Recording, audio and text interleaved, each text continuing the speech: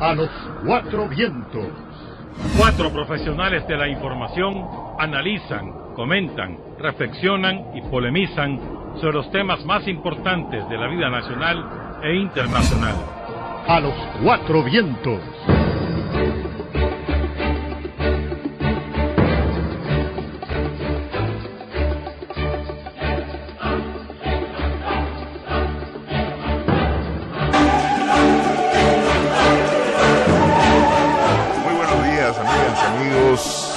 Están en sintonía de A los Cuatro Vientos.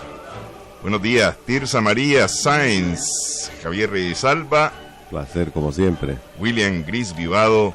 Buenos días. Y un servidor, Néstor Espinosa. Les saludamos a Los Cuatro Vientos este 2 de julio. Estaba compartiendo ahorita, antes de empezar el programa, que este día es el día centro del año. Es el día 183, han pasado 182 días del 2018 y faltan 182 días para concluirlo. Estamos en la mitad del año. Parece un suspiro lo que ha pasado, y sin embargo mira todo lo que ha ocurrido, y parece un montón lo que falta. Si nos falta todo eso para terminar este año, imagínate. Así es. No, ya nosotros pasando. Los jóvenes, ¿me entendés? Ya pasa. Solo para eso diste el dato, para angustiar todo. Para angustiarlo. Pero ¿por qué se angustian? No, hombre, no hay que angustiarse. No hay que angustiarse. Estamos a los cuatro vientos. No.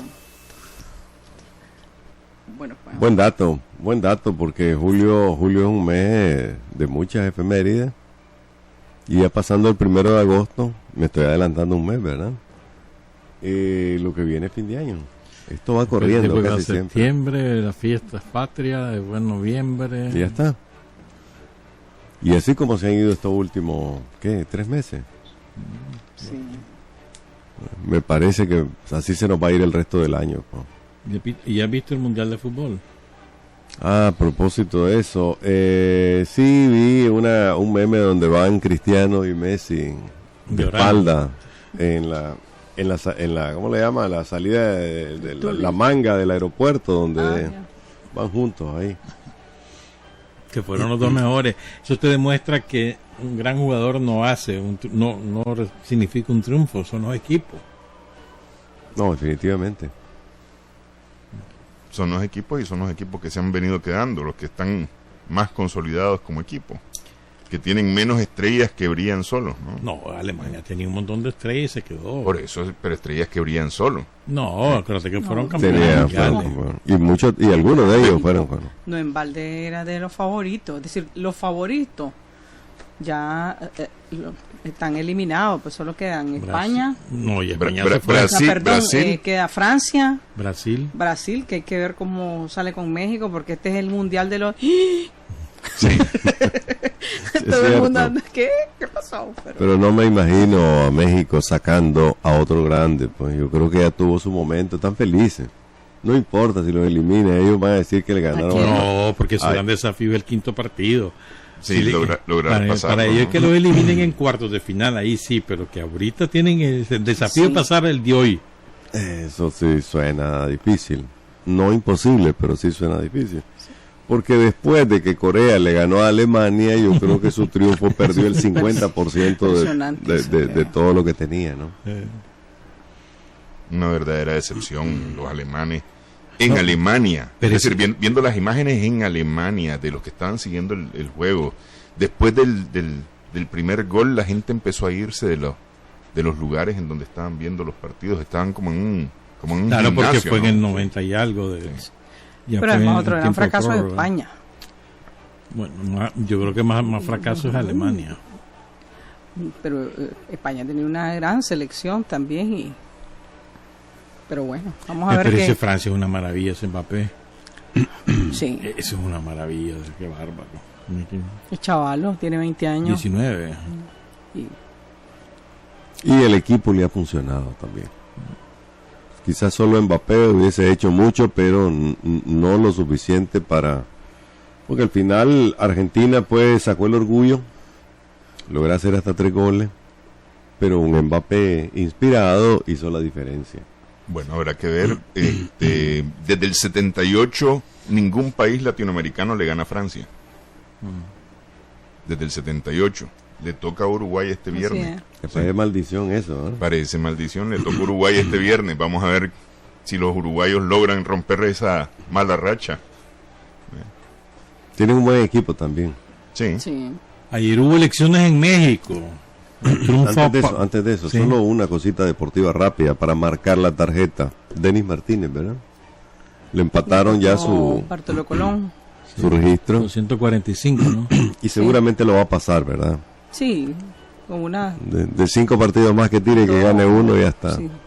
No, y digo que después que lo pase se retira. Sí, más o menos. Es que tenía que estar retirado. Sí, y él lo insistió. retiran. No, él dijo eso, sí. Parece que ese es el compromiso con Texas también. Que es romper el récord y adiós. Pasó sobre Marichal y sobre Denis Martínez. Sobre Denis Martínez. Pero es más icónico lo de Marichal. Claro. O sea, por todo lo que representa. Para Pero, él, pero sí. bueno, pues para nosotros es lo de Denis. Y nos olvidamos de él, de la posibilidad de 100 en 1 o de 1 en 100 de que Denis pase al Salón de la Fama. A los 15 años. Bien. Bueno, ayer hubo elecciones en México. Andrés Manuel López Obrador arrasó literalmente. Eso fue un huracán, un maremoto, un tsunami. Porque va a alcanzar probablemente el 54%, ya va por el 53.7 ahorita. Va a tener mayoría en la Cámara de Diputados, va a tener mayoría en la Cámara de Senadores. Ganó 5 de las 9 gobernaturas, está peleando todavía Puebla, que parecía que le iba a ganar, pero bajó un poquito, entonces está peleándola con el PAN, pero ganó Veracruz, que fue una sorpresa absoluta, Ciudad de México, Morelos, Chiapas, naturalmente, que iba a ganar Chiapas por lo que significa. Es decir, estamos hablando, habían 9 gobernaturas en juego, obviamente Guanajuato nunca le iba a ganar, ¿verdad? Bueno, ganó Tabasco. Ganó Morelos con Cuauhtémoc Blanco, que era el alcalde de Cuernavaca, lo lanzaron para gobernador de Morelos y arrasó con el 54% también de los votos. Pues. O sea, lo que hubo ayer fue un acto de demolición del viejo sistema de partidos políticos de México. El PAN va a quedar en el 15% de los votos después que ha sido gobierno 2 veces entre 2000 y 2012. El PRI va a quedar alrededor del 20-21% de los votos, o sea, la quinta parte. La votación fue histórica, alrededor del 65%. Unos 56 millones de mexicanos votaron ayer, de los cuales alrededor de 30-31 millones votaron por López Obrador. Es una verdadera salvajada, pues, o sea, y a mí me llamó la atención, no sé si ustedes tuvieron la oportunidad de ver el discurso de López Obrador, bueno, los 2 discursos, ¿no? Tanto el discurso donde del hotel. Acepta el triunfo en el hotel y después ante sus seguidores en el Zócalo, que está como estaba ese Zócalo de repleto, las avenidas Madero, todas llenas, una maravilla. Pero bueno, pero su discurso fue muy sereno, no fue estridente,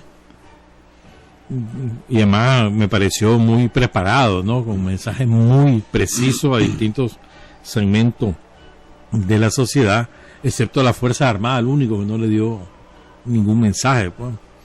Pero me pareció muy bueno, pues, el discurso de López Obrador. Bueno, de hecho, esta era una victoria cantada. Solo una cosita, ganó en 30 de los 32 estados, solo perdió en Nuevo León, en Guanajuato. Fue espectacular. Realmente fue una victoria cantada, pero llena de, como decía William, de cosas como el fin de los partidos o del bipartidismo o el dominio más bien de 2 opciones políticas de la silla presidencial, que es el PAN y fundamentalmente el PRI. El PRI se desploma finalmente. Va a ser difícil que se recupere. Yo lo veo difícil, pues. Cantar el fin de los partidos políticos me parece que... No, de los tradicionales. De los tradicionales, me parece que lleva 2 cosas. Primero, la elección fue con partidos políticos. No, decía, me refería a los tradicionales. Esto podría llevar inclusive pues a terminar con esa vieja paralela, ¿no? Como en España ya ocurrió un primer terremoto desde hace algunos años con Podemos, pero creo que en estas circunstancias dependiendo de lo que haga AMLO, porque en el fondo pues todo el mundo está diciendo ok, pues aquí ya ganaste bien, ahora te quiero ver bailar con la más fea, que es retornar la seguridad a México, darle la confianza a México. Es bastante difícil, pues. Ahora, hay otro aspecto también, creo yo, sobre... bueno, mejor, perdón, si he hablado demasiado a Tirsa. No, yo creo que hay también un elemento importante, fue el voto de los jóvenes. O sea, creo que eran 25 millones que votaron por primera vez, y la inmensa mayoría, no puedo decir la mayoría, pero bueno, la inmensa mayoría votó por López Obrador. Es decir, un cuestionamiento al sistema brutal el que hicieron los jóvenes en México. O sea, los pobres y los jóvenes. Pero es la masividad por también. Eso, por eso fue esa masividad. Es decir, la gente se hartó del sistema, ¿ves? Y los jóvenes y los pobres que salieron a votar.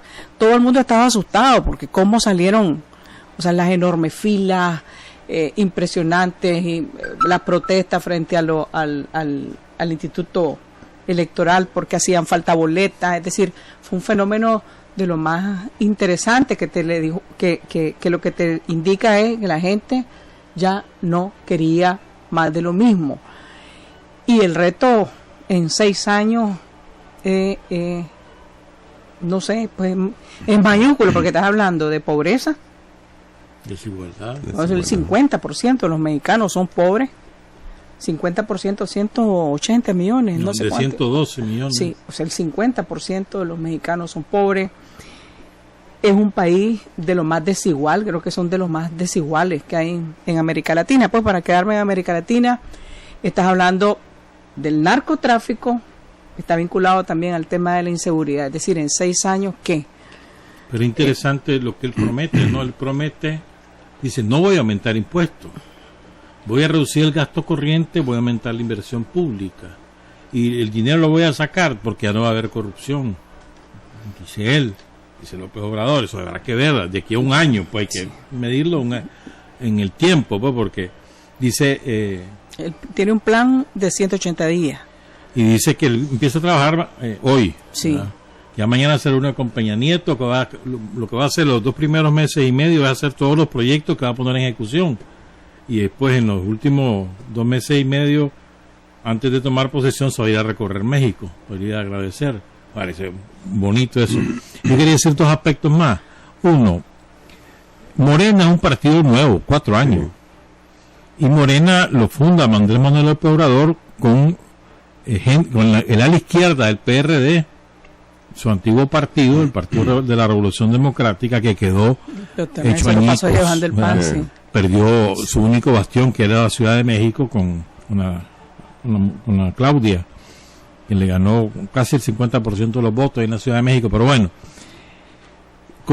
también con digamos gente del PRI, con gente del PAN, con gente de distintas denominaciones religiosas, o sea, con empresarios y con dirigentes sociales. Y López Obrador proviene del movimiento social, de ahí viene.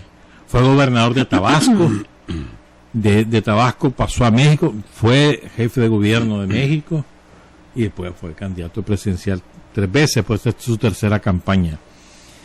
Y lo segundo es lo de las encuestas. Todas las encuestas anticipaban el triunfo de López Obrador, pero ninguna lo anticipó con ese nivel de distancia. O sea, es que es apabullante, del 54 al 21%. Estás hablando de 31 puntos. Eso ninguna encuesta lo anticipó.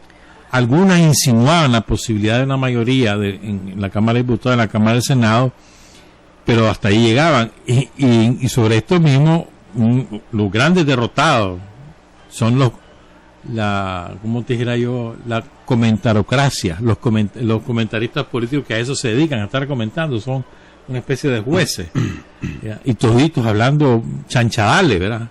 Y que unos cuantos se atrevían a decir algunas cosas, pero todos ellos, que México se va a ir al abismo, que quisan acabar los mercados, que Estados Unidos esto, Y no pasó nada, más bien el peso mexicano se apreció, detuvo su caída y ganó frente al dólar norteamericano una vez que ganó López Obrador.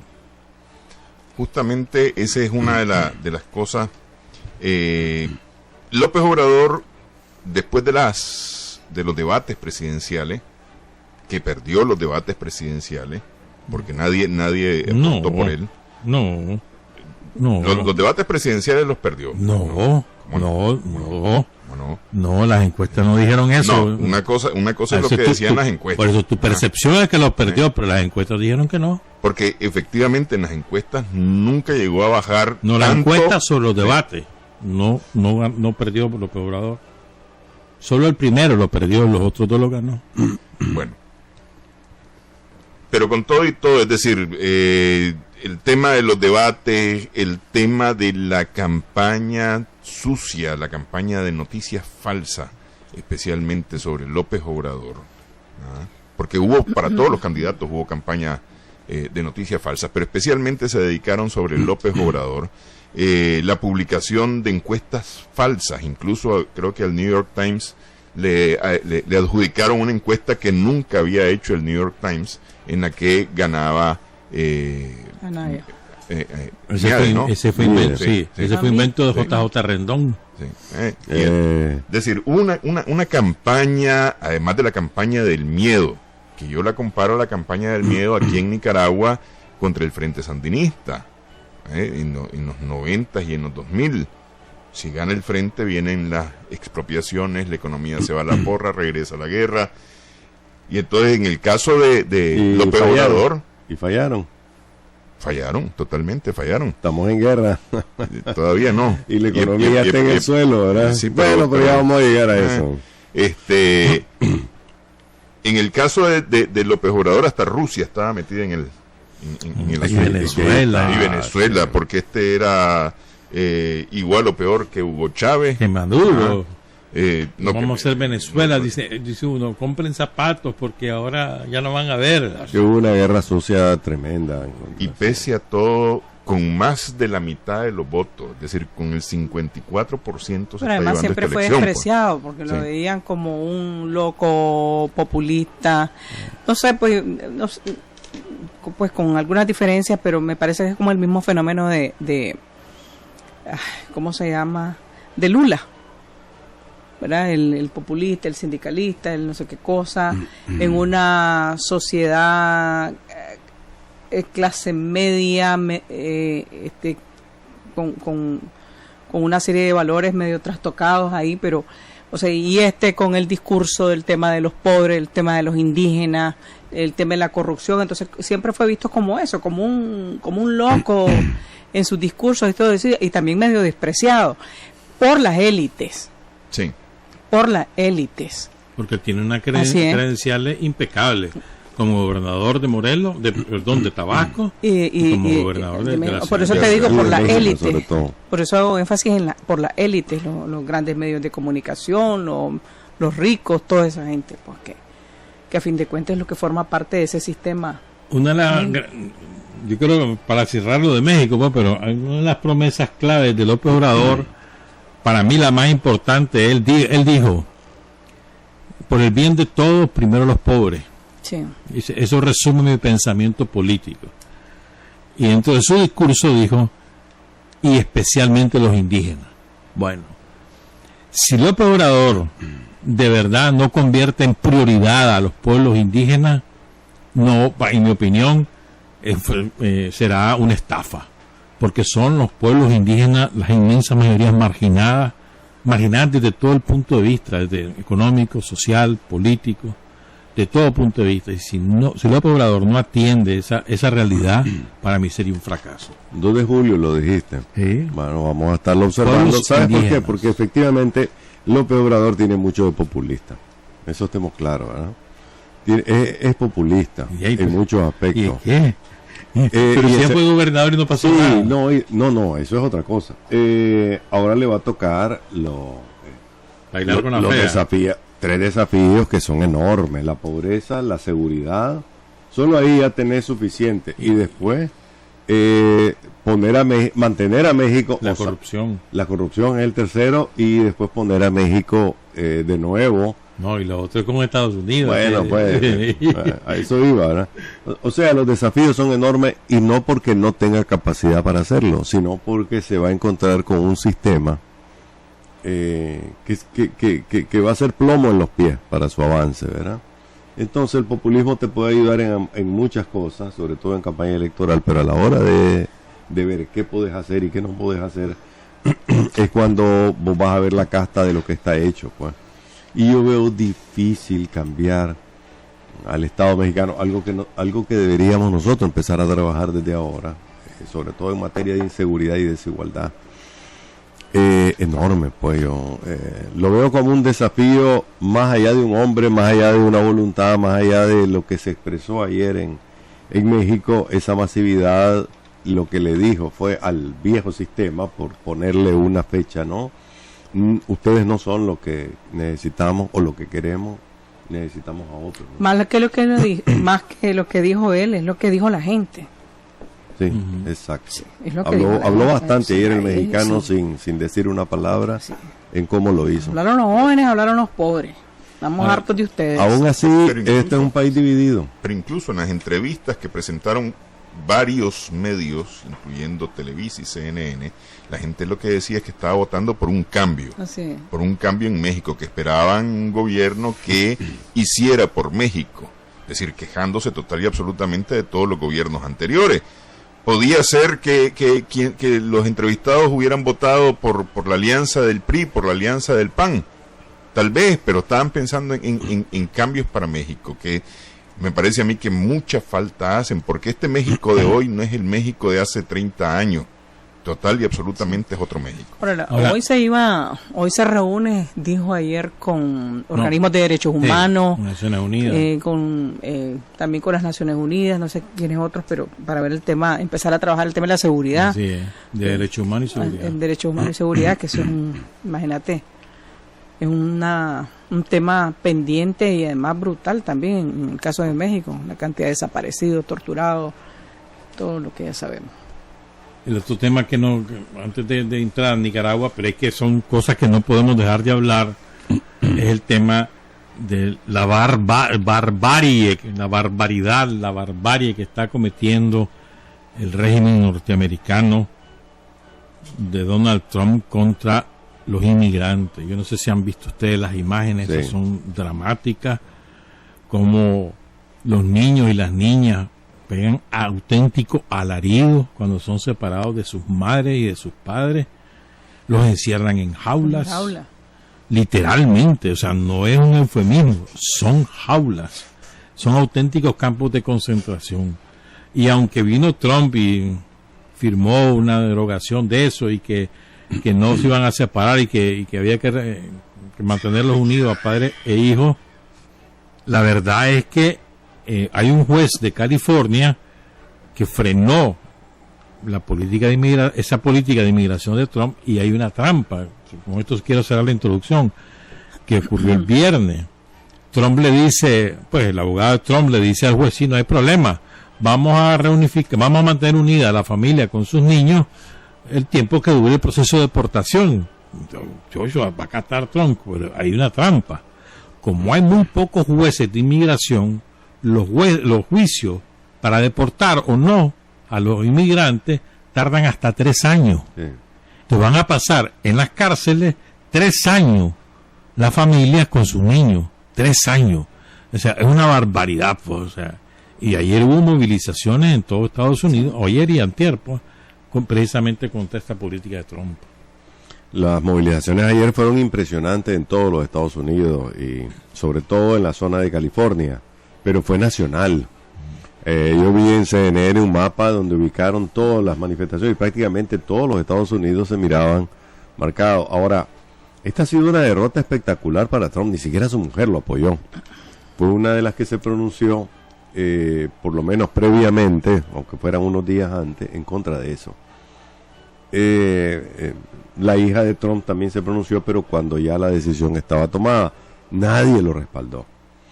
Y ocurrió algo que realmente medio lo comentamos la semana pasada, pero vale la pena recordar, y son esas manifestaciones que llegaron a presionar a la secretaria del Interior, que inclusive la buscaron en su casa, la buscaron en un restaurante, y la presión ahora en fútbol dirían hombre a hombre, jugador a jugador. La presión está llegando a niveles terribles, pues, dado, digamos, el régimen ya ampliamente rechazado de Trump y sus políticas, sobre todo en el campo. Sin embargo, en el campo de la inmigración. Algunos de los políticos que más lo respaldan lograron la nominación a las candidaturas de gobernadores o para repetir en el Senado o para la Cámara de Representantes en la elección de noviembre. O sea, yo no estaría tan seguro que hay un rechazo a Trump todavía tan masivo como... Yo estoy de acuerdo con eso. Yo hablaba de la política de inmigración. Todavía Trump es una figura que no lo descartemos para un segundo periodo. Así es. Desafortunadamente. Depende de noviembre, de este noviembre. Depende cómo salga este noviembre. En materia de inmigración aún así yo creo que el Partido Republicano es el que podría pagar los platos rotos y colarse Trump, pero vamos a ver qué ocurre en noviembre. Vos tenés razón. Pero es que eso era lo que se decía de Trump antes de llegar a las primarias en las que resultó ser electo el candidato del Partido Republicano, que el Partido Republicano no iba a permitirlo porque él no pertenecía justamente a la nomenclatura del partido, ni era un político, que era muy loco, que era muy impulsivo, se decía, y sin embargo resultó ser el hombre electo.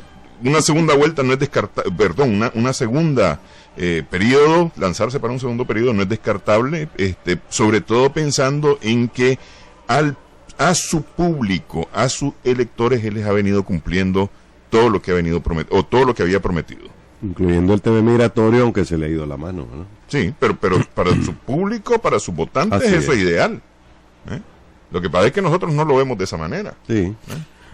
Un saludo a Celia Patricia Herrera Mena, de parte de su hijo Andrea Cubillo, porque hoy está cumpliendo años, Celia Patricia Herrera Mena. Saludos. Bueno, 5:30 minutos en la mañana, 2:30 en la tarde para quienes están en sintonía de A los Cuatro Vientos a través de Radio La Primerísima. Recordamos que el programa se transmite a las 5 de la mañana los lunes, a las 2 de la tarde se repite en Radio La Primerísima. Retransmite este programa también Radio Caribe en Bilwi, en la región autónoma del Caribe Norte, y está también en Facebook Live a esta hora en la página de Trinchera de la Noticia. Más tarde lo pueden encontrar en YouTube, A los Cuatro Vientos, este programa. Lo puede ver en televisión, en Extra Plus, en el canal 37 al aire, en el cable 37, en el digital 78, en Claro TV, a las 5:30 de la tarde y a las 10 de la noche los lunes, y a las 8 de la mañana y 10 de la noche los martes, y en RTV, en el canal 72 para Huaco y Chontales, a las 7 de la mañana y a las 10 de la noche los martes. A los Cuatro Vientos. Nicaragua, hace 16 años, solamente para recordarlo, hace 16 años,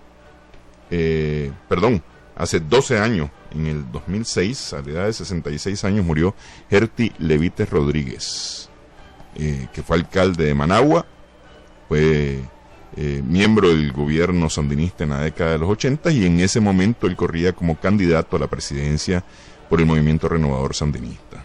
También ayer fue el aniversario de Alexis Argüello, otro exalcalde de Managua. Alexis Argüello también, campeón. Tricampeón. Sí. Bueno, solo para recordarlo. Bueno, arrancamos esta semana, me parece, con una leve mejoría de la situación en las calles.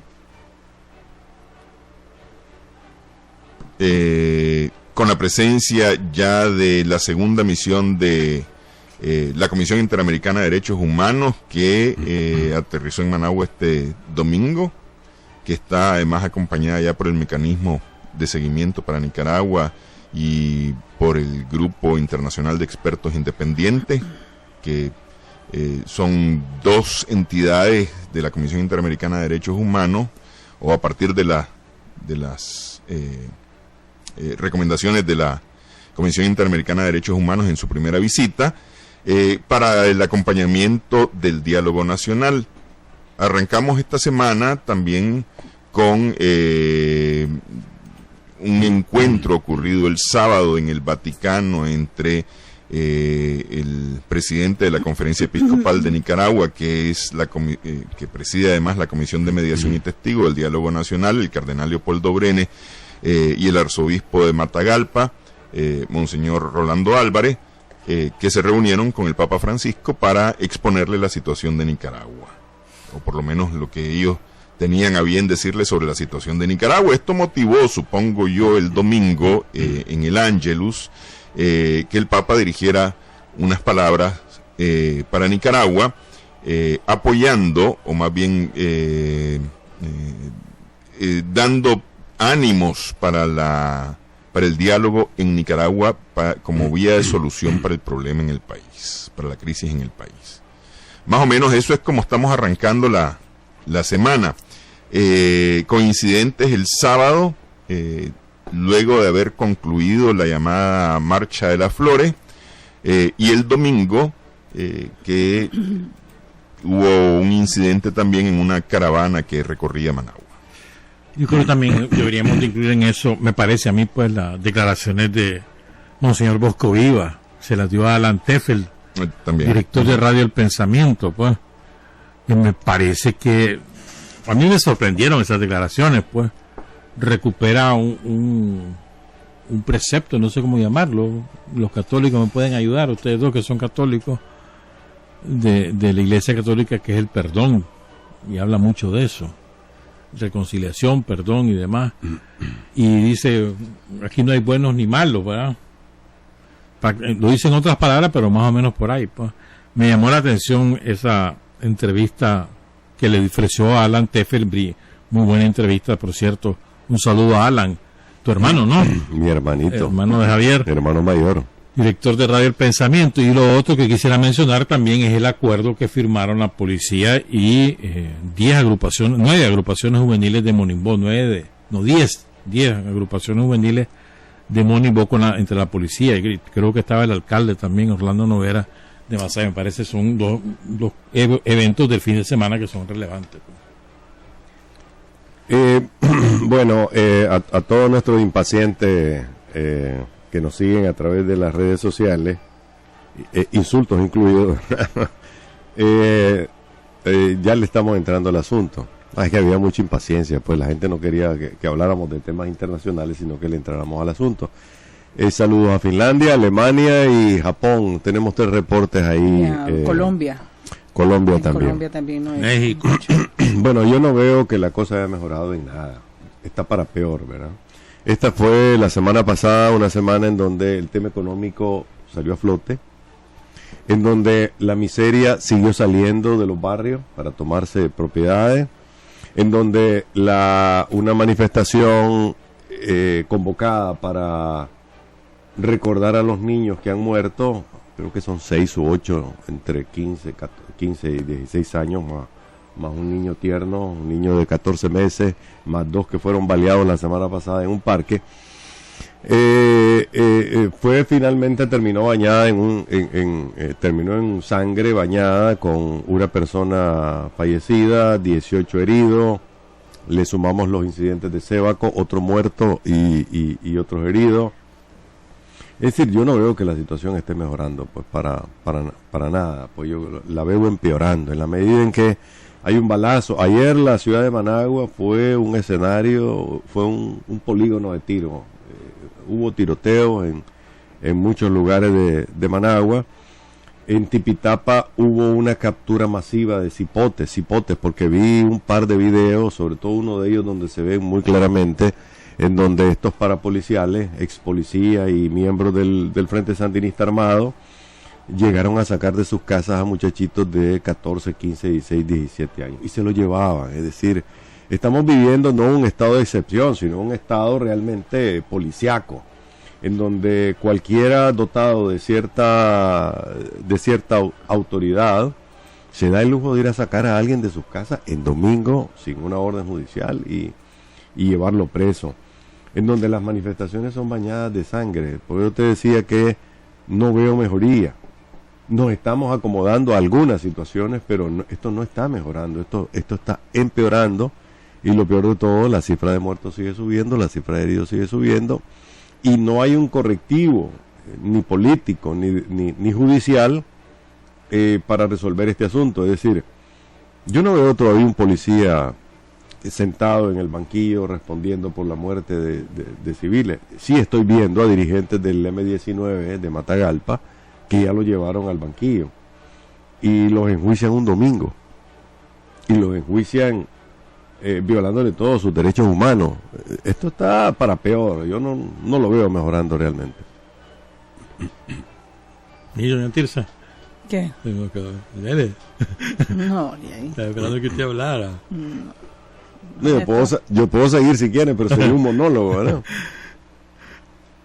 Bueno, para que romper el hielo, aquí un saludo dice de Masaya, de Juan Rivera, dice: a los 4 panelistas, felicidades por el programa.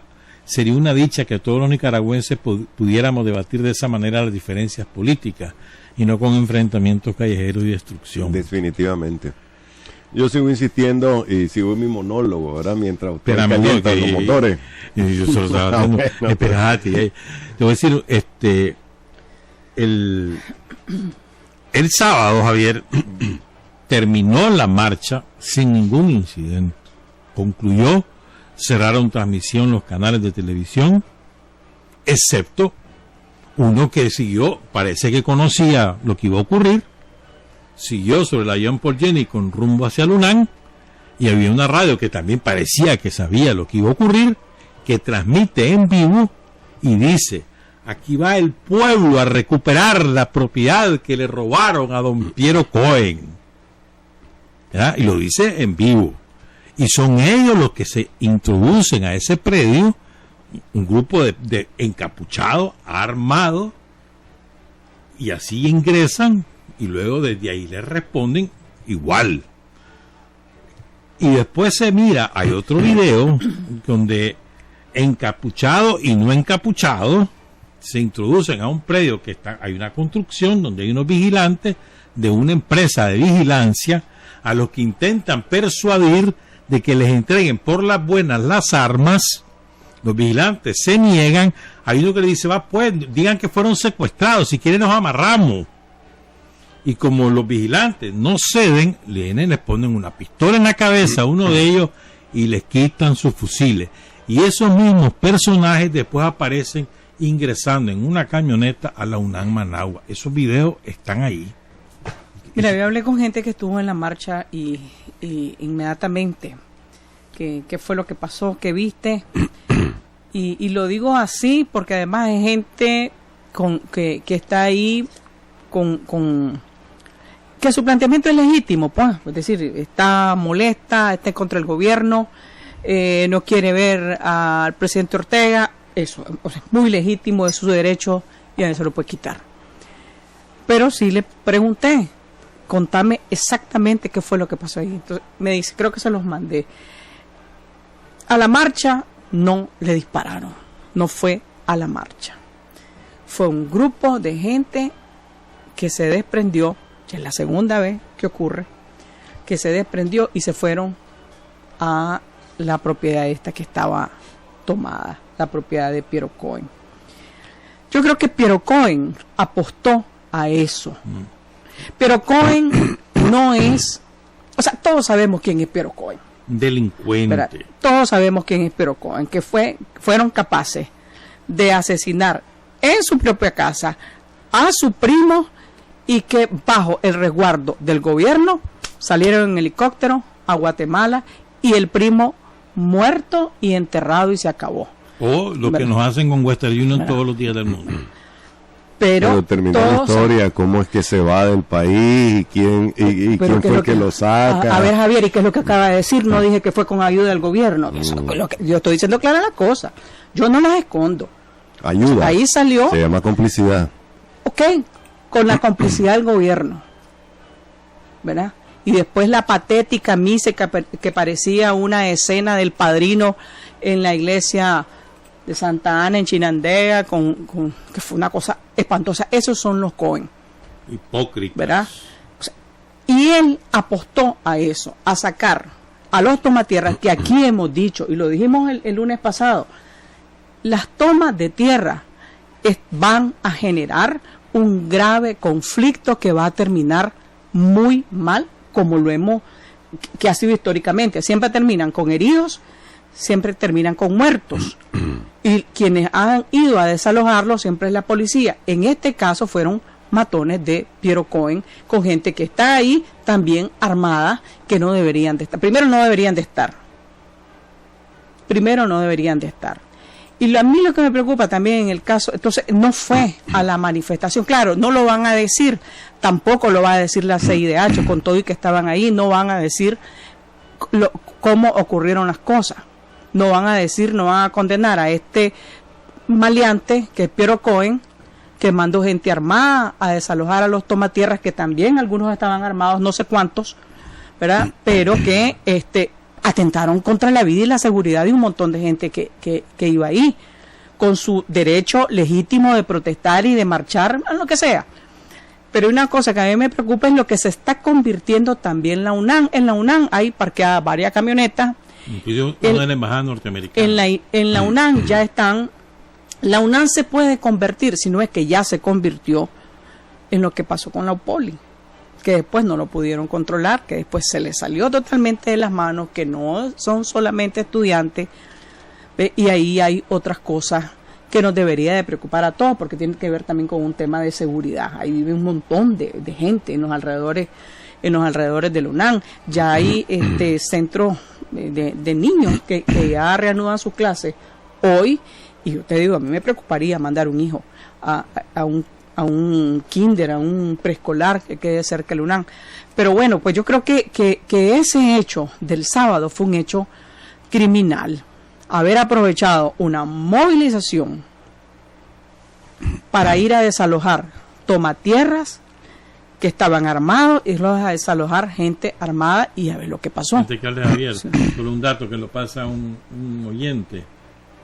Dice que el jefe de operaciones del grupo Cohen es Carlos Zúñiga. ¿Se acuerdan de Carlos Zúñiga? ¿No se acuerdan? Y el otro es Robert James de Andrea Gutiérrez. Ya sé quién es. Que fue jefe de campaña de Montealegre, creo. No me acuerdo de quién, pero estuvo en la campaña electoral. Pero bueno, a ver, don Javier.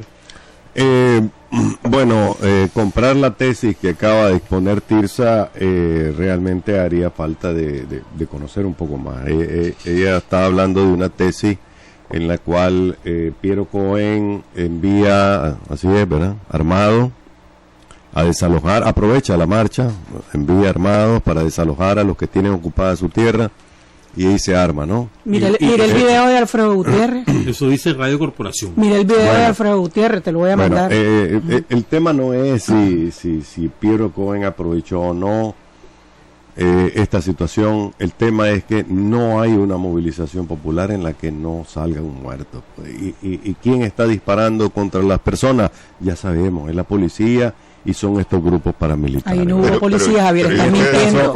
Ahí estás mintiendo porque ahí no hubo policía. Estás mintiendo. Mira, Javier, yo lo que veo es que hay aquí intereses muy oscuros,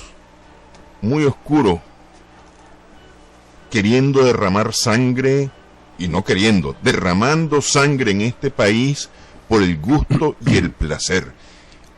Hay un montón de guerrilleros del teclado enviando a la gente a la lucha, pero hay un montón, o hay un grupo de intereses, con intereses oscuros, queriendo que este país se llene de sangre. Y eso es lo que yo veo, porque la gente va a la manifestación efectivamente creyendo que no debe de tener miedo, y yo creo que eso es correcto, no se debe de temer, creyendo que hay que ir a demandar, y es justo ir a demandar lo que uno tiene en su corazón, lo que uno tiene en su pensamiento y considera necesario protestarlo. Todo eso es correcto, Pero hay quienes empujan, y eso lo vimos el 30 de mayo, y lo vimos este sábado, quienes empujan a la gente a un enfrentamiento innecesario, porque en la Jean Paul Jenny, en la rotonda Jean Paul Jenny, que es donde concluyó esa marcha, que empezó en el monumento de Alexis Argüello, y llegó a la Jean Paul Jenny, incluso hubo un acto donde Carlos Mejía cantó, y toda cosa, se leyeron los nombres de los muertos, de los niños muertos, de los jóvenes, adolescentes muertos, se leyeron ahí, y el acto concluyó, la gente empezó a irse para su casa, y alguien empujó ir supuestamente al UNAM, porque esa era la idea, que iban supuestamente para el UNAM, y un montón de gente comenzó a caminar hacia el UNAM porque había habido un muerto en UNAM, habían dicho, ¿ah? Porque por eso iban a apoyar a los que están en UNAM, y de repente se meten al terreno. Es decir, no fue a eso a lo que invitaron a la gente a ir. Yo creo que a veces se nos olvida cómo comenzó esto, porque fue hace poquito, 78 o 79 días, por ahí, ¿verdad? Se nos olvida cómo comenzó, y ahora estamos tratando de encontrarle aristas realmente secundarias a este problema. No digo que sea secundario lo que pasó. Recuerden cómo comenzó. Y eso no ha terminado. Esto es una demanda social de un cambio de fondo en el rumbo que lleva el país. El que está cuestionado es el presidente de la República, cuyas respuestas a un problema político, a un desafío político, han sido militarizar la respuesta. Porque lo que hicieron fue armar a la policía hasta los dientes, crear un órgano paralelo. Luego ha desató las pandillas, ya sabemos dónde. Y quiero ver el día que salga Fidel Moreno hablándonos de que van a reconstruir Managua, que ya está el dinero y que vamos a empezar. Que quiero verlo, con qué cara sale, ¿verdad? No sé si Pedro Orozco al fin está herido o no está herido, una información que nos habían pasado. El jefe de los grupos que andan disparándole vestidos de civil a la gente. Bueno, esa fue una parte de la respuesta. La otra parte de la respuesta, los tomadas de tierra. ¿A dónde no están tomadas tierra? Chinandega, Managua, León, Condé, en Estelí, en Tipitapa, etcétera. O sea, el presidente fue una vez al diálogo, no volvió porque lo increparon, pues, porque hubo alguien que salió increpándolo correcta o incorrectamente, no volvió al diálogo. ¿Qué hizo? Aumentó la represión, desató más la represión. Cuando el presidente llegó al diálogo nacional, creo que la cifra de muertos andaba por los 84, 85. ¿Hoy cuántos son? 200 más lo que han habido. Y eso se trata de falta de diálogo, un presidente que está sordo, un presidente que no quiere escuchar, un presidente que no quiere ver las cosas que están ahí y que deben resolverse mediante un diálogo político, Javier, o adelantar las elecciones. Javier, yo creo que, por eso decía yo, citábamos al señor Bosco Viva. El señor Bosco Viva decía ayer, ¿ayer fue la entrevista o el viernes? No, fue el viernes. El viernes la entrevista que le da a Alan Tefe, donde él decía, hay gente que cree que porque ya tiene unas cosas, pide más y pide más y pide más, y habla de intransigencia, es decir, tampoco podemos inclinar toda la balanza hacia un lado, porque no, yo estoy de acuerdo. No es cierto. Sí. Te digo otra cosa.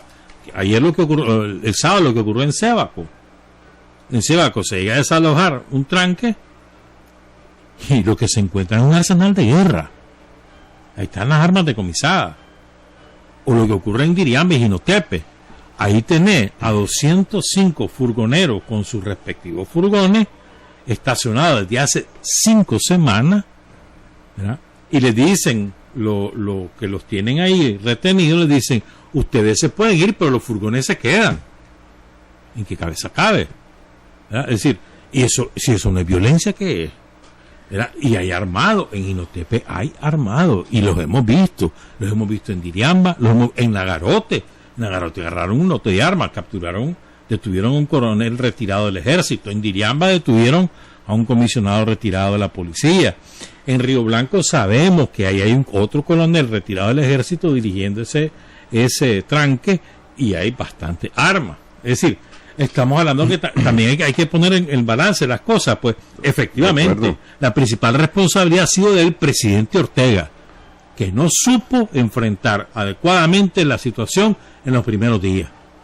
Esto se pudo haber evitado si en los primeros días se ha sabido reaccionar políticamente a un problema cuyo origen era político. Y no se supo hacer.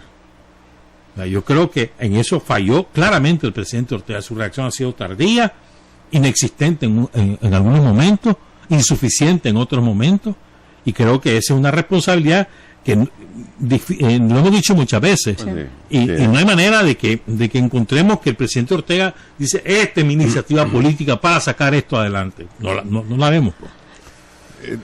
Fíjate que eso último que dijiste, a mí me parece preocupante, alarmante, porque ya todos conocemos lo que está ocurriendo.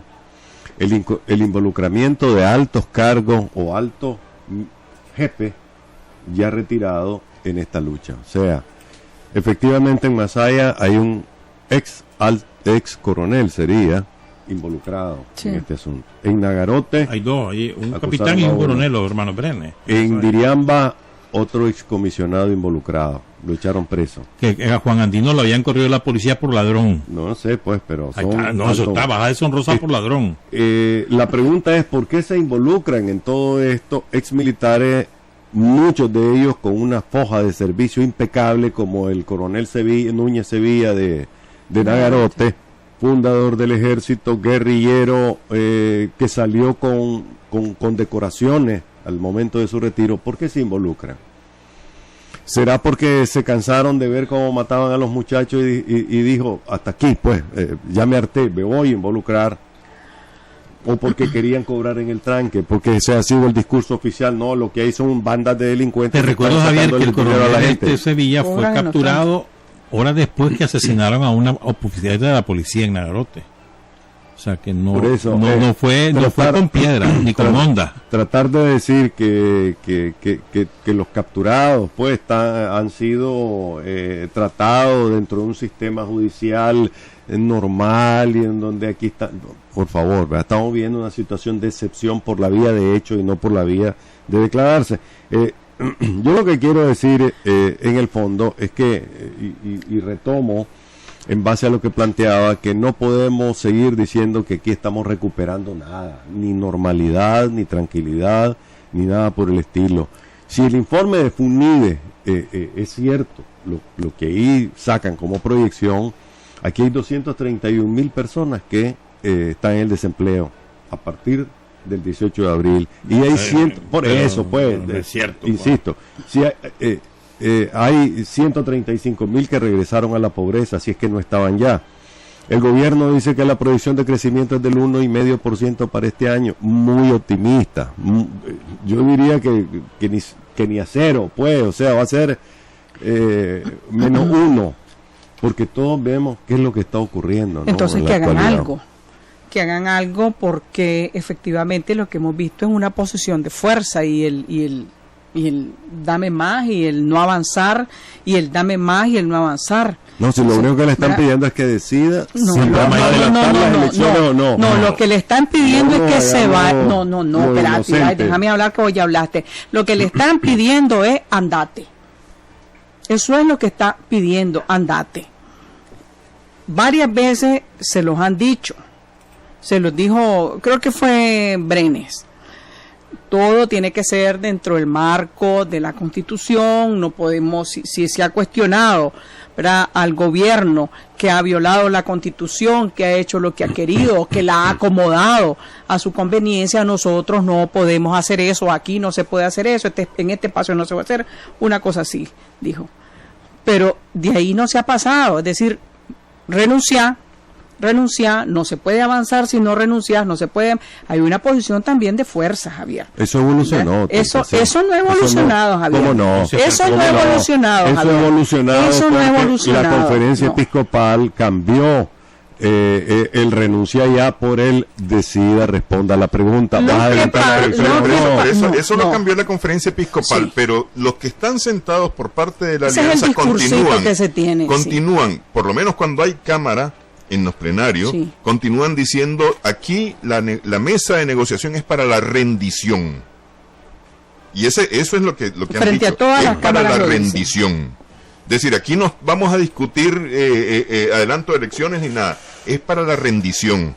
Es decir, como que aquí es un asunto de dos ejércitos enfrentados, o dos países enfrentados, o dos naciones enfrentadas. Ahora, y te tenés que rendir. Mira, sí, ahora, es cierto que los muertos, pues este es un asunto pues que nos tiene, no sé si hartos, pues, ¿verdad? Pero ya el tema de los muertos es un asunto que requiere efectivamente de acelerar cosas, pero acelerarlas realmente con voluntad, y de parte de la oposición lo que hay, no sé, pues si es un discurso hacia afuera, hacia su gente, para que no los acusen de pactistas o de traidores o qué sé yo, qué diablo, pero es un discurso, es el mismo. No le han bajado el gas, con todo y que puedan estar negociando, con todo y que puedan estar reuniéndose, con todo y eso, pero hacia afuera es un discurso también agresivo y de no ceder. Y yo creo que sí, pues a estas alturas ya deberíamos de ver un poco más claras las cosas. Pero también hacia el otro lado, es decir, yo lo que creo es que el problema, por lo menos públicamente, como decís vos, Tirsa, el discurso tanto de uno como del otro ha sido discurso cerrado. Viéndolo en un mercado, ¿verdad? Viéndolo en un mercado, están cobrando aquí y están ofreciendo bien abajo. Están cobrando bien alto y están ofreciendo bien abajo, y ninguno de los dos quiere mover su precio. Ninguno de los dos quiere mover ni la venta ni la oferta. Ahora, yo creo que hay hechos que deben, sí, Javier, aunque no querrás, como el caso del sábado. Insisto, el caso del sábado yo creo que deben de verse, porque no es posible pues que aproveches una movilización para ir a recuperar tu propiedad a punta de balazo. Eso no se puede, eso es criminal, hacerlo es criminal. Yo estoy, y lo dijimos y lo he dicho varias veces, total y absolutamente en contra de las tomas de tierra, porque lo que dejan es eso, muertos, heridos y desastre y represión, eso. Y no deben de estarse promoviendo, y la gente debe de salir de ahí, o los que los metieron deben de estar claros y pagar las consecuencias de lo que están haciendo. Pero eso no quiere decir que vos aproveches una movilización donde hay una gran cantidad de personas, miles menos, miles más, para cometer semejante barbaridad. Yo no sé si es cierto eso que estás diciendo. No voy a defender al señor Cohen. No lo conozco, no tengo relación con él. Todo el mundo todos lo conocemos. Por eso me refiero a que no soy amigo de él. Lo que sí me refiero y endoso totalmente es lo que vos acabas de decir sobre la toma de tierra. Ahí en la suburbana hay un toldo permanente que dice Poder Ciudadano. Pues y hay personas atendiendo. La mayor porción de tierra de la suburbana es de José León Talavera, la ocupada. Hay una tierra de Vicente Padilla también. Sí. El que fue vicecanciller en la época sandinista, de los 80. Sandinista. En la época sandinista de los 80. Sí. Bueno, a estas alturas... entonces, volviendo al tema, promover, o sea, de nuevo usar a los pobres para lanzarlos contra los ricos y viceversa. ¿Contra quién están enfocadas hoy las baterías del gobierno? Contra los más pobres. Si vos ves, la represión es en los barrios más pobres, la manipulación ahora con las tomas de tierra es con los pobres. Realmente es cruel lo que están haciendo, pues, porque ¿qué les están diciendo? Vayan ahí, tómense, no se preocupen, porque sí es cierto, y vuelvo a repetir, sí es cierto tu tesis. ¿Por qué llegó la policía después? Según lo que ha sido publicado, no me consta, llegó después porque efectivamente el representante de Cohen apareció después del incidente del sábado y dejó instalado a varios vigilantes. Del incidente no, de la bestialidad. Mataron a uno y hirieron un montón. De la bestialidad. Yo sigo reivindicando el derecho del pueblo a defenderse como sea, y sobre todo... Fue la gente de Cohen. Si lo dice el hombre de la corporación. En todo el video caso, de Alfredo Gutiérrez. Vos conoces quién es Alfredo Gutiérrez, el triste concejal. En todo caso, realmente Nada de esto tendría que haber ocurrido con una respuesta política. El presidente insiste en que no se va a ir, pues, pero que lo diga. Mira, para poder saber hacia dónde va a encauzar. Pero el día que lo diga, que se olvide que la gente va a regresar a sus casas y decir, ok, ¿por dónde va el partido? Eso no va a ocurrir. Esto es irreversible. A ver, Yo estoy de acuerdo con vos, Javier, en el sentido de que el gobierno tiene que pronunciarse de alguna manera. Y tiene que pronunciarse de alguna manera diciendo sí o sí no. Porque lo cierto es que del 7 de junio que se reunió con los obispos, el presidente Ortega, y los obispos le presentaron una carta que más tarde supimos que le estaban pidiendo adelantar las elecciones para marzo del 2019. Lo que respondió, de acuerdo a lo que los mismos obispos leyeron en el diálogo nacional, fue que estaba dispuesto a escuchar posiciones. Eso fue lo que respondió. Y los obispos nuevamente le pidieron que respondiera si sí o si no aceptaba lo que le decía la conferencia episcopal. Y a mí me parece que ahí debe el presidente hablar. Recordar y decir, que en la sesión del Consejo Permanente de la OEA, un funcionario que ha estado viniendo a Nicaragua a trabajar con el gobierno las reformas electorales y constitucionales, ahí expuso ese calendario. Y no fue un invento. No habló de marzo, habló de agosto. No, sí, por eso. Pues, o sea, el gobierno ha estado con la OEA discutiendo el adelanto de las elecciones.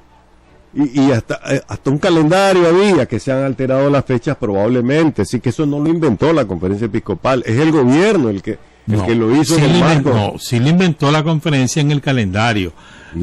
Como no, Javier. Los de marzo no aparecen nunca en el de la OEA, nunca. Y el marzo, ¿cómo se llama el secretario? Almagro. Marzo, noviembre, lo que sea. Almagro en la semana pasada. No es marzo, noviembre, lo que sea. Almagro la semana antepasada, en la presentación del informe de la Comisión Interamericana de Derechos Humanos ante la Asamblea, lo que plantea es un periodo de entre 9 y 14 meses para la realización de elecciones. Sí. Que 9 meses vienen a ser marzo del próximo año, y agosto los 14 meses. Entonces que ese funcionario de la OEA agarró su lira y se inspiró y comenzó y sacó un documento que leyó oficialmente. No, esto fue negociado con el gobierno. Si es el presidente Ortega el que está negociando a través de sus funcionarios con la OEA la reforma electoral, lo que pasa es que él quiere manejar todos los hilos y decir, esto es cuando yo quiero. Y la gente lo que le está diciendo es, no es cuando usted quiere, es cuando nosotros queremos. Exactamente. Y no es la gente, son el pueblo, el pueblo que está en las calles. No traigamos a la mesa por el pueblo, por el amor de Dios. Pues eso, ¿por qué? Porque es un discurso del frente, el frente el que se ha posesionado, el concepto pueblo, el concepto ciudadano. El pueblo está partido, Javier, un sector por un lado y otro sector por otro lado. Yo estoy de acuerdo que la reconciliación va a ser dura aquí, sobre todo porque por eso se ha profundizado en un fenómeno terrible. Claro, por eso es que hay que decir la verdad. Por eso es que hay que decir la verdad o aproximarnos. Lo que sí yo te digo, y ver esto no aguanta al 2021. El presidente no va a llegar al 2021. Esta movilización no se va a desaparecer como Alcacelser mañana porque el presidente diga adelanto no las elecciones. Esto es una movilización que va creciendo, independientemente de cómo nosotros apreciemos. Yo te digo, el nicaragüense tiene muchísima experiencia en estos conflictos. Yo quería que habláramos de un tema, lo están recordando aquí algunos oyentes, pero además ya lo mencionó Javier, y la semana pasada solo lo abordamos un poquito, y el tema económico. La cantidad de despedidos que hay, sí. La cantidad de desafiliados al Seguro Social ya ronda los 20,000, y es el drama de muchísima gente. En este momento hay mucha gente sufriendo y habrá mucha gente más sufriendo en las próximas semanas, próximos días. Y un oyente mencionaba aquí que estuvo con vos, Néstor. Néstor Avendaño estuvo en el programa, efectivamente. Néstor, sí. Con Néstor, el día viernes. Tocayo, sí. Y quería dice el oyente que lo resumas, lo que dijo. Mira, básicamente, con el tocayo Néstor Avendaño, lo que tocamos, o de lo que hablamos fue justamente el tema del desempleo que ha habido. Cerca de 98,000 personas han perdido su empleo en estos últimos 2,5 meses. Y lo que decía el doctor Avendaño es que a esto le debes de sumar 120,000 nuevos ingresos a la población económicamente activa, lo que te lleva a más de 200,000 personas que estarían sin empleo a esta fecha. Más de 200,000 personas. No sé si ese es el mismo dato de Funides, pues, porque más o menos por ahí anda el asunto de Funides, pero es 98,000 personas que han perdido su empleo. Sí, el sector comercio. El sector comercio ha sido el más golpeado. Turismo, más comercio, golpeado, sí. muy golpeado. De lo que lleva a pensar en una proyección que hace Copades, que es el organismo que preside el doctor Néstor Avendaño, que el crecimiento de Nicaragua va a ser en negativo en un 0.8%. Es decir, el PIB, en vez de tener 4 y tanto por ciento, va a estar en menos 0.8% al finalizar este año, si las cosas se detuvieran en los próximos días, pues. No en las próximas semanas, en los próximos días. Pero además le agregas a esto el tema del ciclo agrícola. Es decir, que ya está siendo, o sea, ya está afectado, pero que sus consecuencias las vamos a ver el próximo año. El daño ya está hecho. El próximo año. Por eso hay y no que solamente en la siembra de granos básicos y eso, sino también los productos el de exportación, el cacao, el café mismo. Mira, la confianza. Solo un paréntesis, un oyente dice, importante, Aníbal Orozco, perdón. Yo participé en las marchas de las flores y aún estaba cantando Carlos Mejía Godoy cuando se interrumpió para pedir un médico y antes de terminar de cantar se tiró un discurso pidiendo ni un muerto más porque ya estaba el enfrentamiento frente a Osana. Javier.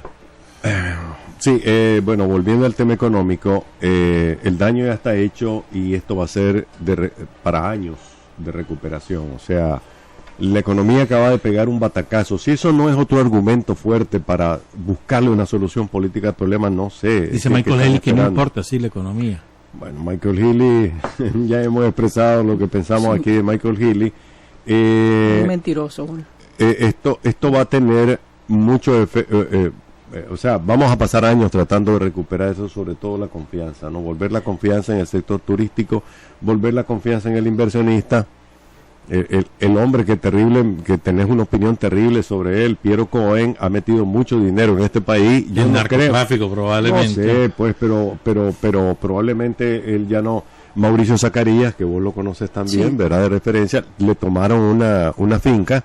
Yo no creo que Mauricio Zacarías siga sembrando ajonjolí, maní en Occidente. Probablemente se vaya a República Dominicana, donde ha estado haciendo algunos. Ha estado tanteando el terreno y creo que ya metió un par de cosechas ahí. Decime vos quién va a meter plata en este país en esta circunstancia o las próximas, sobre todo si no tenemos la madurez y la capacidad de resolver un problema político en la mesa política, sino que lo tratamos de resolver a balazos, ¿no? La vieja cultura nuestra que persiste en este asunto. Entonces, ya los efectos sobre la economía ya están. La fuga de nuestros cipotes que se van por razones de seguridad y después seguramente van a irse los que no encuentren trabajo, es enorme. Son miles los que están yéndose y por la vía buena y por la vía mala, o sea, por la vía legal y por la vía ilegal, porque no pueden vivir aquí, porque las madres creen que los van a ir a sacar a sus hijos de sus casas, como está ocurriendo, y los van a llevar quién sabe a dónde, o los van a echar preso o van a judicializar lo que debía ser una respuesta política. Yo creo que eso hay que detenerlo, es decir, no se puede seguir capturando a la gente, sobre todo a los chavalos, porque o estás en una manifestación o porque gritas abajo el gobierno o lo que sea, pues o sea, eso no puede seguir dándose. Y que eso es lo que nos trajo hasta aquí. ¿Verdad? Eso no puede seguir dándose. No, pues hay otros elementos, pero yo me quiero referir a eso. Si vos no podés seguir haciendo redadas en los barrios sacando chavalos, pues ni un chavalo que esté en la esquina, ni un grupo de chavalos, pues eso es nefasto. Eso es nefasto, eso no debe de ser. Javier Caballero quiere que denunciemos que ayer en Tipitapa La policía pasó intimidando a todas las personas. Mi niña, que tiene 3 añitos, tiene terror a los antimotines. Eso es lo que están haciendo con la juventud, pero díganlo por favor. Pasaron como 20 camionetas llenos de policía y mi niña aterrada de miedo. Eso, Jairo Caballero, desde Tipitapa, a propósito de lo que estaba diciendo. Y hay varios comentarios ahí referidos al papel poco mediador de una parte de la Iglesia Católica en el diálogo. Y bastante gente ahí comentando algunas cosas duras sobre algunos de los obispos. Pero este tema económico... De las campañas, son algunas de las campañas perniciosas que salen del lado del sandinismo, porque lo que pretenden es demoler a todo lo que está enfrente, incluyendo demoler el diálogo, porque lo que quieren es justamente este reino del caos, de la sangre, de la muerte, para poder seguir adelante. Yo no sé cómo van a gobernar este país. Pero yo te voy a decir, yo estoy en un grupo exactamente de oposición en WhatsApp. Y en ese grupo de WhatsApp dicen cualquier cantidad de cosas sobre los curas y sobre el papel de los obispos. Y no son cosas bonitas, te cuento. Y es un grupo de oposición el que emite esas opiniones. Este tema económico... hay mucha gente que ha opinado, incluso en los comentarios a este programa, a los Cuatro Vientos, ha opinado que esto no debería ni de discutirse, los temas económicos, porque mañana se resuelve esto y el tema económico se resuelve inmediatamente, que es más o menos la posición que tiene Michael Haley. Pero justamente esa fue una de las preguntas con el doctor Avendaño, y entonces 28 años nos costó llegar hasta donde estábamos el 18 de abril, en crecimiento económico, en desarrollo económico, porque esta no es el milagro del gobierno del presidente Ortega, es decir, es el esfuerzo de 28 años de trabajo de Nicaragua, ¿verdad? Y estábamos en ese punto el 18 de abril, y a ese punto no vamos a volver, por lo menos no vamos a encaminarnos hacia ese punto de nuevo, al menos en los próximos 5 años. Mira, yo te voy a dar 2 ejemplos de cómo nosotros nos adaptamos a las circunstancias sin como una respuesta inmediata a un problema concreto. En este caso, pues sigo hablando. Hay una señora que pasa todos los días vendiendo elotes y elotes y gurilas por la casa en un carretoncito. Ella entra, haya balazos o no haya balazos en la UNAM, pero un día que estaban 6:30 de la mañana todavía sonando, estaban disparando a los muchachos de la UNAM, me salí a la puerta y le digo, señora, ¿qué anda haciendo usted aquí? No, me dice, yo estoy acostumbrada, me dice, yo salgo de mi casa y ya me describe la ruta. Señora, cuidado, va hacia el sur porque a 2 cuadras están los parapoliciales disparando. No, yo sé a dónde tengo que pararme para evitar que me lleguen los balazos. Y le digo, pobre mujer, pues, si no sale, no comen sus hijos. Esa es la verdad. Si no en su casa, no pasa nada. Pero ella ya en sus cuentas tenía su ruta. Ella ya se imaginó un plan defensivo que sería, ve hasta donde, me dice, ve aquel carrito que está allá, hasta ahí llego yo, porque yo sé que de ahí para allá me puede caer un balazo. ¿Qué necesidad tenemos de que esta mujer esté exponiéndose en una situación como esta solo porque hay, para satisfacer a Tirsa, 2 posiciones radicales a los 2 lados, ¿verdad? Ahora, hay una cosa que no podemos darnos el lujo. Si así es. Darnos el lujo los nicaragüenses. Y es que nos acostumbremos a los muertos.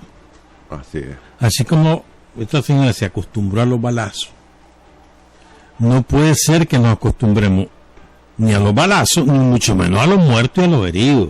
No es posible, o sea, y ya estamos normalizando, como le ocurrió a los mexicanos. Ahorita en la campaña electoral murieron más de 130 candidatos a distintos cargos. Y entonces dice un tipo, un imbécil ahí, un comentarista político, dice, la verdad es que aquí, quieras o no, lo esencial de la campaña fue, hubo algunos muertos, pero la campaña fueron pacíficas. Fue la más violenta. Es decir, nosotros no podemos ya, eso es ser cínico. Eso es ser cínico. Por eso requiere de mucha sensatez de los 2 lados, Javier. Mucha sensatez de los 2 lados.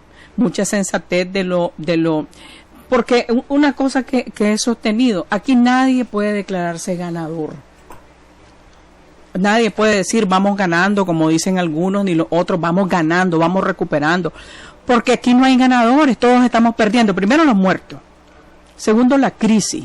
La gente desempleada, la gente que ha tenido que cerrar sus negocios, que han tenido que mandar a su casa, algunos con una parte de la liquidación, porque porque no hay manera, porque hermano, no puedo, pues andate, ahí cuando recuperemos, con gente negociando, lo anunciaban la semana pasada con el INSS, con la DGI y con el MITRAP, cómo pagar en cuotas, es terrible. Entonces no podés decir vamos ganando cuando hay una situación terrible en el país, gente yéndose. Jóvenes. La semana pasada, familias que están partidas, es decir, se quedaron los viejos, se fueron los chavalos, es decir, nadie puede declararse ganador cuando el país está de rodillas. Pues yo creo que eso, por eso necesitamos voces sensatas.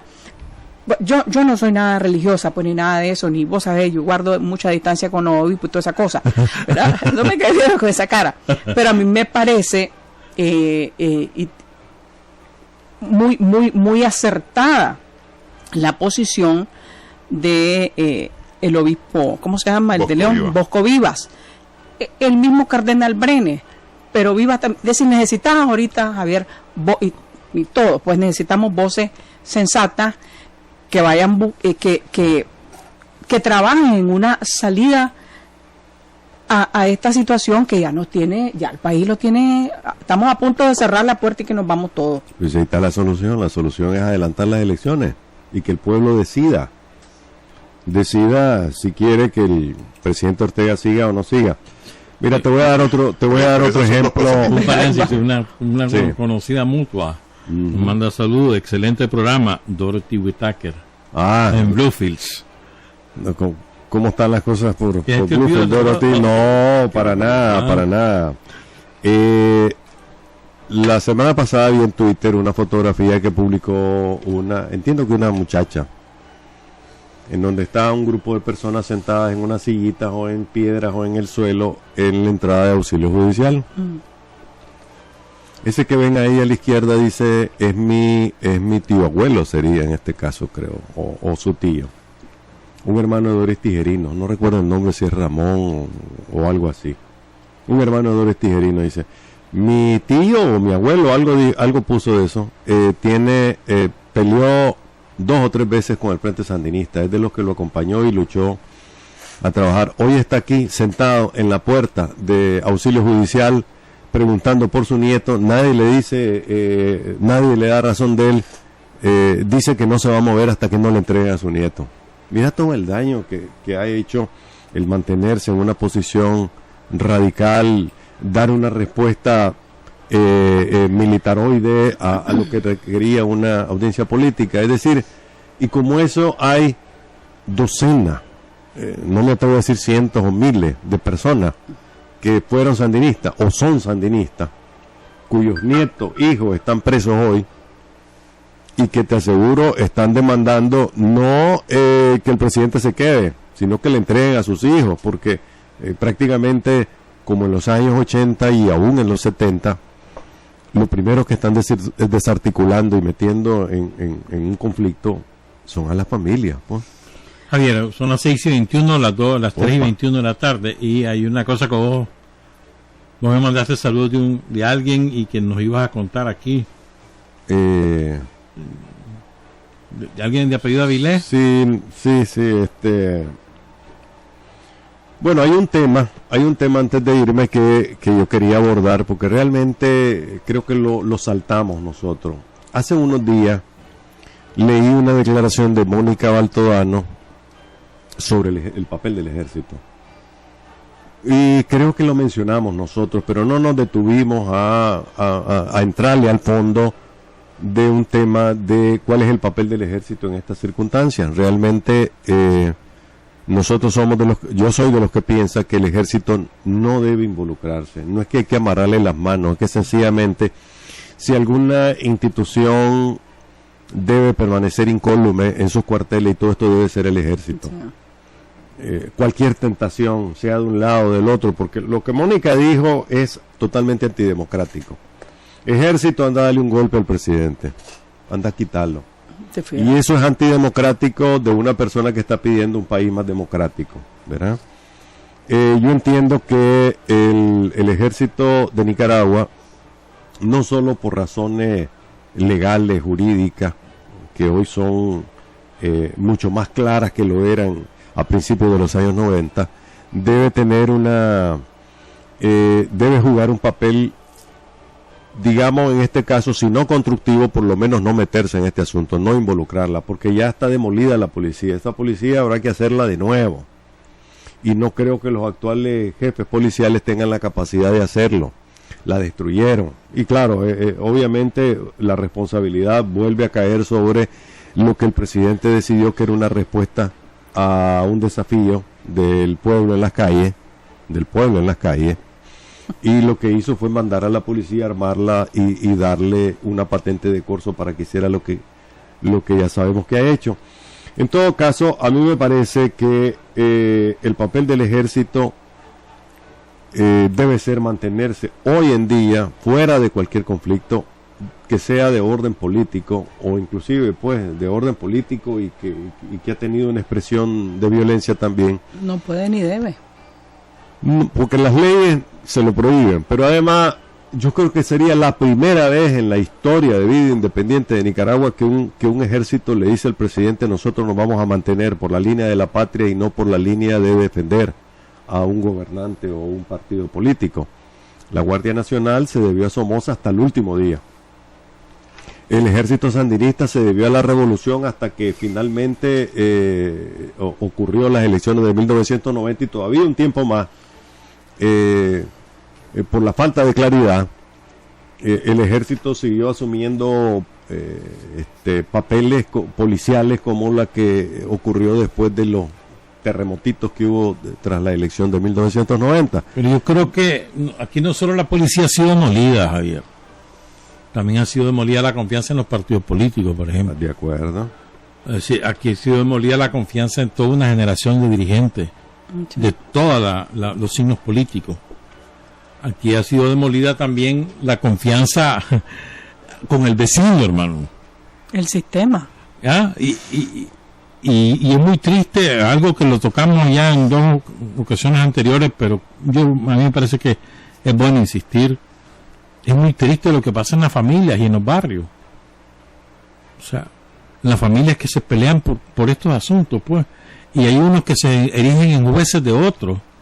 Y aquí hay gente que le encanta decir: yo soy ética, vos no. Vos sos ético y yo no. Solo porque tienen esta o aquella posición. O sea, es increíble. Y eso ocurre a nivel familiar, a nivel de barrio y a nivel de sociedad. Y lo percibís vos.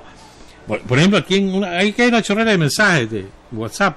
Y hay algunos cuantos ahí insoportables que se creen la mamá de Tarzán, ¿me entendés? Yo te digo lo que soy, lo que no soy. ¿Quién sos vos? Esa es tu opinión y ahí muere. O sea, esto es de opiniones y las opiniones no significa que vamos a ganar enemistades. Entonces, yo vuelvo a insistir en esto que también lo decía el Monseñor Bosco Viva. El odio generado, o sea, ha sido demolida la confianza social. La armonía social fue demolida. A lo mejor ni siquiera existía y lo descubrimos ahora. Yo te digo, cuando en un barrio aparecen policías enmascarados con listas en mano que van directamente a sacar a la gente de su barrio. Y al revés, Javier, y al revés. Bueno, pues te lo digo porque y al revés ha sido clarísimo. En Jinotepe han andado sacando sandinistas de sus casas y vapuleándolo. Ha sido clarísimo que hay de los tranques. Ha sido clarísimo que hay una combinación en que la Policía Nacional con un trabajo de cuadra, de barrio, y esos son los CPC los que han sido involucrados. Mira el daño que ha hecho haber construido una red que se convirtió de repente en sapo, hay que decirlo de esa manera. son capaces de entregar al hijo del vecino porque anduvo en las manifestación. casas de los sandinistas que han sido señaladas, Javier. Nosotros hemos recibido mensajes de gente llorando que pintaron su casa, aquí vivió un JS, aquí vivió un sandinista, que no sé qué, mátenlo. Eso no es bueno de ningún lado, Javier. Y de eso es que estamos hablando. Decía la ministra de Educación, Miriam Raude, a varios maestros le han quemado sus viviendas por ser sandinista. Eso no puede ser así. A uno le sacaron las uñas en un tranque. A un maestro le quitaron las uñas en un tranque. Es decir, aquí hay de todo, Javier. O sea, no podemos cerrar los ojos porque me inclino por este lado, voy a callarme lo que están haciendo. No es así. Ha habido desafueros de todos lados. O sea, crímenes de todos lados. La policía ha matado. Y eso no lo podemos cerrar. Y todavía no hay ninguno sometido y a la han justicia. matado a policías también. La última, la semana pasada en Nagarote. Y han matado niños y niñas. Y han matado a la muchacha de la alcaldía de Masaya. El muchacho de Sébaco, el señor de Sébaco que mataron este fin de semana. Es decir, ha habido una mortandad, hermano. Y de los dos lados. O sea, los dos militares retirados asesinados en Jinotepe por Tomás Maldonado. O sea, está hablando de que por los dos lados, hermano. Y esas listas que vos mencionabas de la policía, hay listas también contra los sandinistas. Y ahí aparecen en Facebook. Te aparecen los números de teléfono, la dirección de la casa de la familia. Maten a sus hijos, así dicen. ¿Cómo es posible que se hagan eso? Bueno, por eso estaba hablando de los guerrilleros de internet que vos decías. Pero lo sacan. Pero bueno, yo son esta semana oscuros intereses. La armonía social está esta semana vimos a Polo Quiz, que él es el secretario de Políticas Nacionales del presidente, desgarrándose las vestiduras en Europa. No, el gobierno es víctima de terroristas, porque él usó la palabra terrorista. El gobierno está siendo víctima de una ola de violencia en la que hay intereses oscuros. Y realmente me pareció ridículo ver a Polo Quiz, entrevistado por Radio Francia Internacional, con su acento norteamericano muy claro, mintiéndole a los europeos. Porque eso que dijo, el papel de la víctima no le queda bien al gobierno, ¿verdad? Porque no es la víctima, es el represor. Y esto hay que terminarlo ya, porque ya parece un mantra el de nosotros cada vez que terminamos el programa, ¿no? Decimos, ni un muerto más. Eso, ni un muerto más, ni un herido más, ni un perseguido más. A los cuatro vientos, continuamos el próximo lunes.